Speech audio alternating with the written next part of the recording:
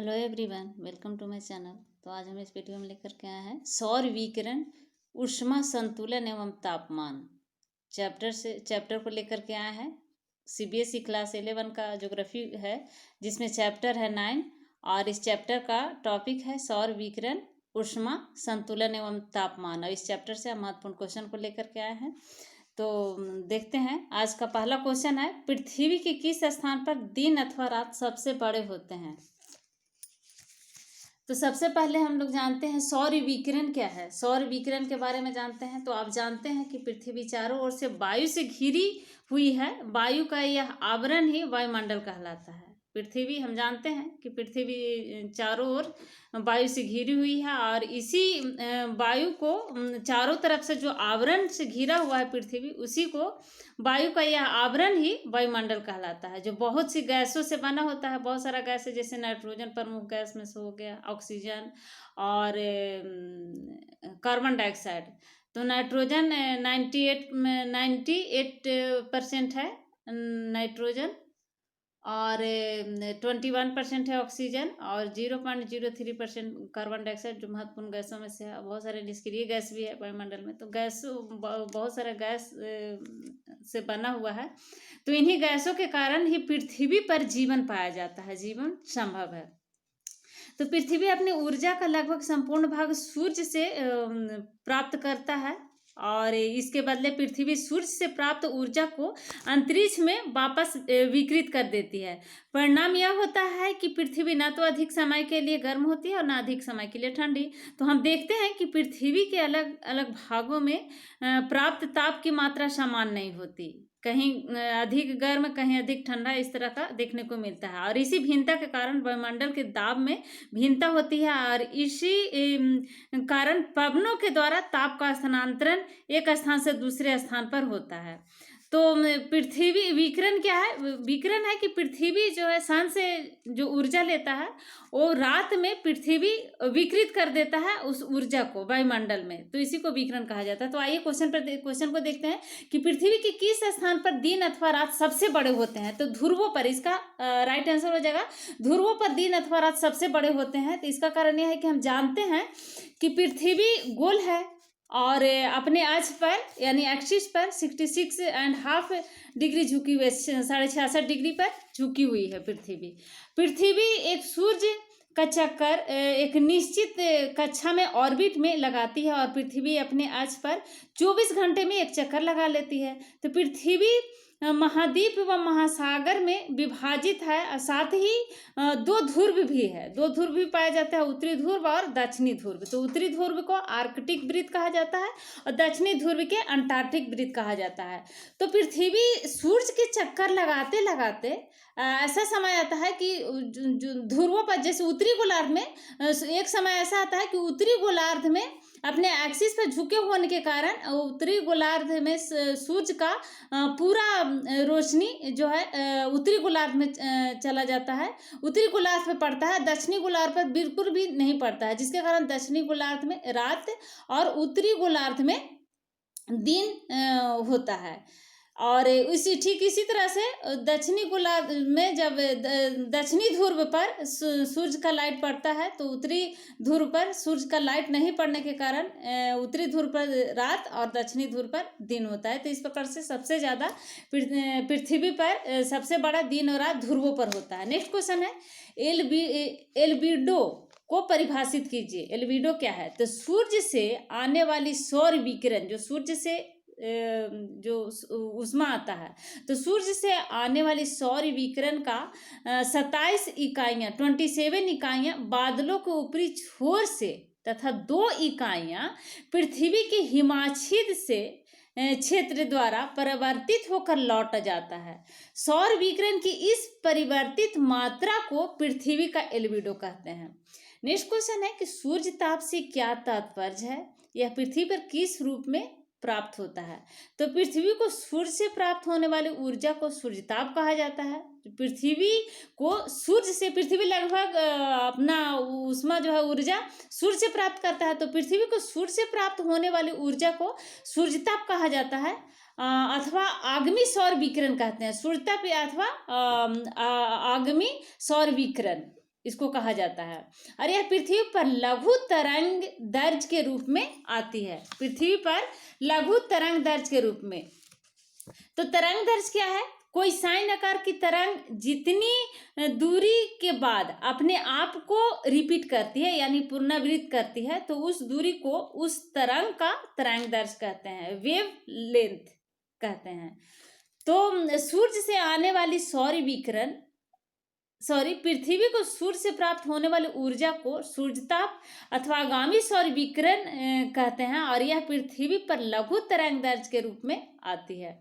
Next question है, तापमान क्या होता है? तो तापमान ऊष्मा से पैदा हुई गर्मी का माप है, उसी को तापमान कहते हैं। ऊष्मा से जितना गर्मी मिलता है, पैदा होता है, उसी को उसका माप को ही तापमान कहा जाता है। नेक्स्ट क्वेश्चन है कि किस अक्षांश पर 21 जून को सूरज की किरणें सीधी पड़ती है? तो कर्क रेखा पर।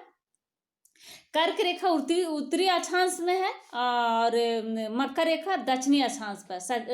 कर्क रेखा 23.5 डिग्री उत्तरी अक्षांश पे और मकर रेखा 23.5 डिग्री दक्षिणी अक्षांश पे है।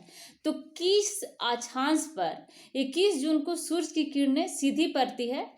तो कर्क रेखा पर 23.5 डिग्री उत्तरी अक्षांश पर 21 जून को सूर्य की किरणें सीधी पड़ती है। नेक्स्ट क्वेश्चन है कि किस अक्षांश पर 22 दिसंबर की दोपहर को सूर्य किरणें सीधी पड़ती है? तो मकर रेखा दक्षिणी अक्षांश में है, 23.5 डिग्री दक्षिणी अक्षांश पर मकर रेखा है। तो मकर रेखा पर 23.5 डिग्री दक्षिणी अक्षांश पर 22 दिसंबर को दोपहर को सूर्य किरणें सीधी पड़ती है। नेक्स्ट क्वेश्चन है कि 21 मार्च तथा 23 दिसंबर को सूर्य की किरणें किस अक्षांश पर सीधी पड़ती है? तो विषुवत वृत्त यानी इक्वेटर पे अर्थात 0 डिग्री अक्षांश पर 21 मार्च और 23 दिसंबर को सूर्य की किरणें सीधी पड़ती है। तो सूर्य की किरणें सीधी पड़ने के कारण 21 मार्च और 23 दिसंबर को इक्वेटर पे विषुवत रेखा पे दिन और रात बराबर होती है। नेक्स्ट क्वेश्चन है, समताप रेखाएं क्या होती है? तो मौसम मानचित्र पर खींची जाने वाली काल्पनिक रेखा जो एक समान तापमान वाले स्थानों को मिलाती है, उसे समताप रेखाएं कहते हैं। समताप रेखाएं क्या है? मौसम मानचित्र पर खींचे जाने वाली काल्पनिक रेखा जो एक समान तापमान वाले स्थान को मिलाती है, उसे समानांतर रेखा कहा जाता है। नेक्स्ट क्वेश्चन है कि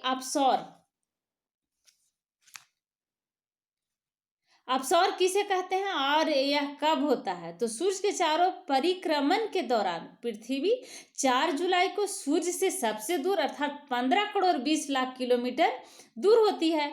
तो पृथ्वी की इस स्थिति को ही अपसौर कहा जाता है, यानी सबसे दूर। जब सूर्य के चारों ओर परिक्रमण के दौरान पृथ्वी जब सूर्य से सबसे दूर हो जाता है, 4 जुलाई को सबसे दूर हो जाती है अर्थात 15 करोड़ 20 लाख पे, तो सबसे दूर जब सूर्य पृथ्वी से सबसे दूर होगा तो उसको अपसौर कहते हैं, और जब सूर्य पृथ्वी से सबसे नजदीक होगा तो उसको उपसौर कहा जाता है।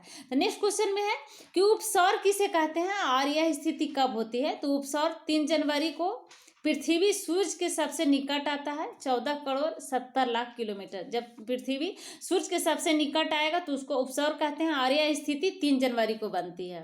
तो इस स्थिति को ही उपसौर कहा जाता है। नेक्स्ट क्वेश्चन है कि तापमान के समान ह्रास दर से क्या अभिप्राय है? तो ऊंचाई बढ़ने के साथ साथ जैसे जैसे हम ऊपर की ओर जाते हैं तो तापमान में कमी आती है, तापमान कमते जाता है। तो 1 किलोमीटर यानी 1000 मीटर की ऊंचाई पर तापमान में 6.5 डिग्री सेल्सियस की कमी हो जाती है। इसे ही तापमान की समान ह्रास दर कहते हैं। नेक्स्ट क्वेश्चन है, यूरेशिया के उत्तरी पूर्वी क्षेत्र में तापांतर सबसे अधिक क्यों होता है? इसका मुख्य कारण यह है कि महाद्वीपीयता, इसका मुख्य कारण है महाद्वीपीयता, कॉन्टिनेंटलिटी, अर्थात इस क्षेत्र का चारों तरफ से स्थल से घिरा हुआ होना, समुद्र से दूर स्थित होना।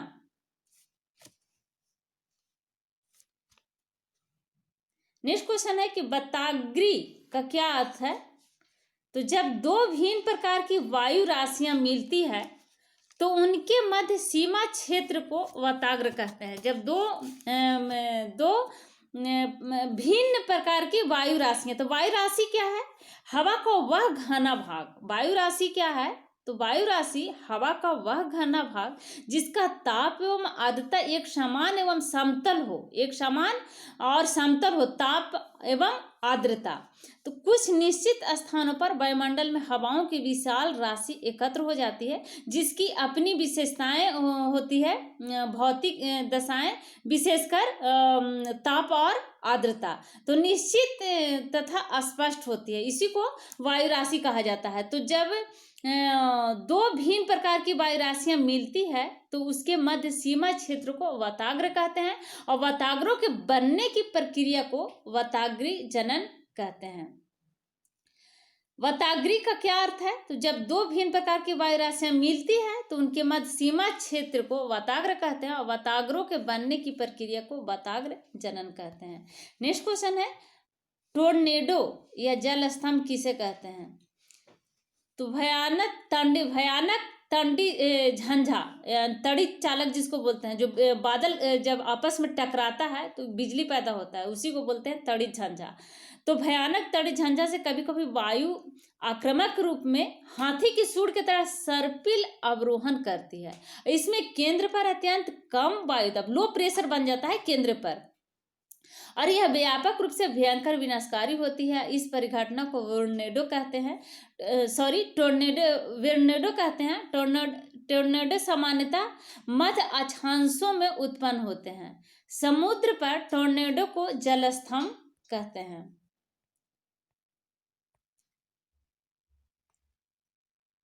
नेक्स्ट क्वेश्चन है 3 अंक वाले प्रश्न है जिसमें हम नेक्स्ट वीडियो में देखेंगे।